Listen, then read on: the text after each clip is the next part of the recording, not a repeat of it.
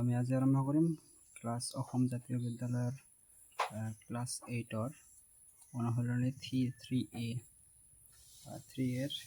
3 নম্বৰটো হ'ব আজি। তো 3 নম্বৰটো কি দিয়া আছে, পক্ষান্তৰ পদ্ধতিৰে সমাধান কৰা। তো এইকেইটা আমি কি পক্ষান্তৰ পদ্ধতিৰে সমাধান কৰিম। তো ইয়াতে দিয়া আছে কি 3ৰ 1 নম্বৰটো।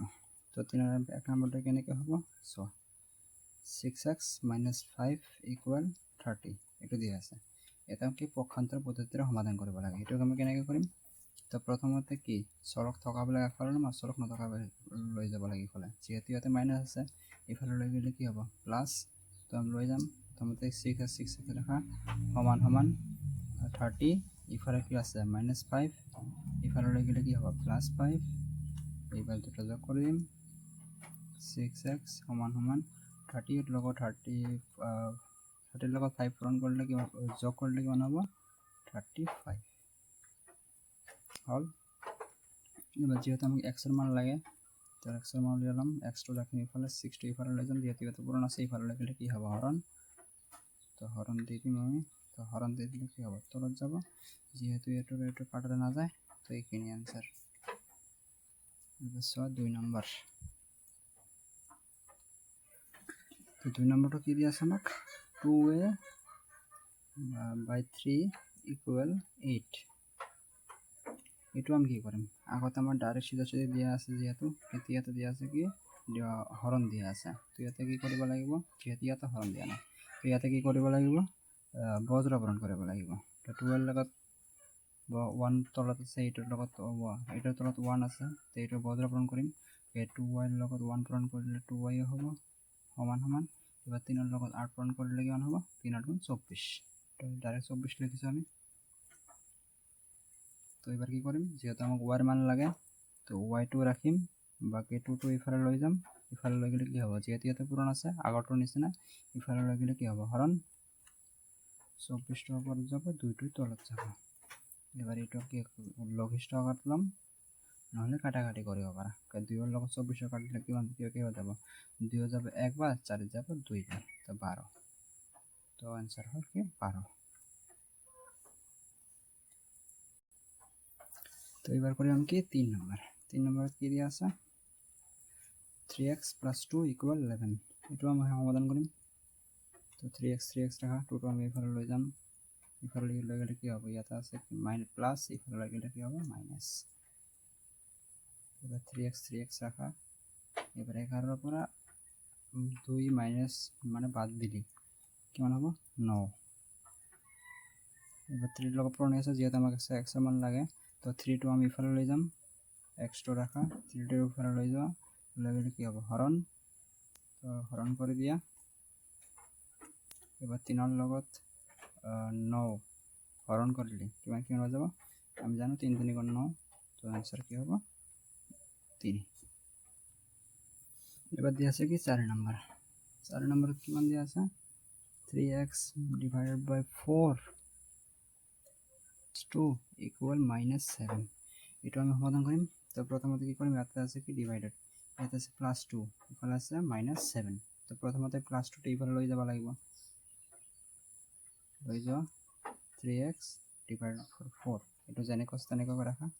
এবার -7 আছে, -7 টো আগতে লিখা, আর +2 আছে ইফালে লৈ গেলে কি হ'ব -2 হল। এটা আছে যেনেকৈ আছে তেনে আগতে ইফালে কামটো কৰিলাম। এটা যেনেকৈ আছে তেনেকৈ কৰি ৰাখা। 3x / 4 সমান সমান এইটো কি মাইনাস, এইটো মাইনাস, দুটা মাইনাস, যেহেতু চিনটো মাইনাস হ'ব কিন্তু সংখ্যা দুটা কি প্লাস হ'ব।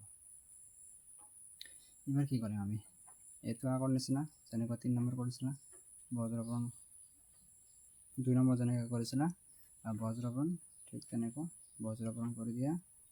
3x ইয়াতে দেখো মানে 1 আছে, তো 1 লগত পূৰণ কৰিলে 3x হ'ব সমান সমান 4 পূৰণ 9, 4 9 কিমান হয় 36।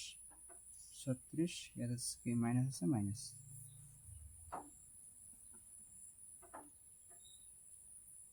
এবার কি করে আমি, যেহেতু আমি x এর মান উলিয়াব লাগে, x2 রাখা, বাকি 36 ইয়াতে আছে ডিভাইডেড হবো, যেহেতু পূরণ আছে ইফালে লৈ গেলে কি হবে ডিভাইডেড বাই 36 মাইনাস আছে, 36 মাইনাস দিয়া তলত কি হবে 3।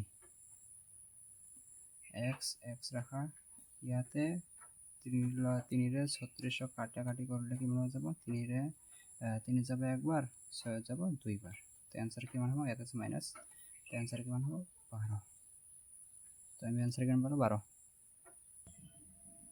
এবার হ'ব কি 5 নাম্বার কি দিয়া আছে 1/2 x - 2 = 26 এটা আমি কেনেকৈ কৰিম তো চোৱা 1/2 x ইকুয়াল তো আমি এভাবে লৈ যাম যেটি এবার মাইনাস এভাবে লৈ গ'লে কি হ'ব প্লাস 26x প্লাস 2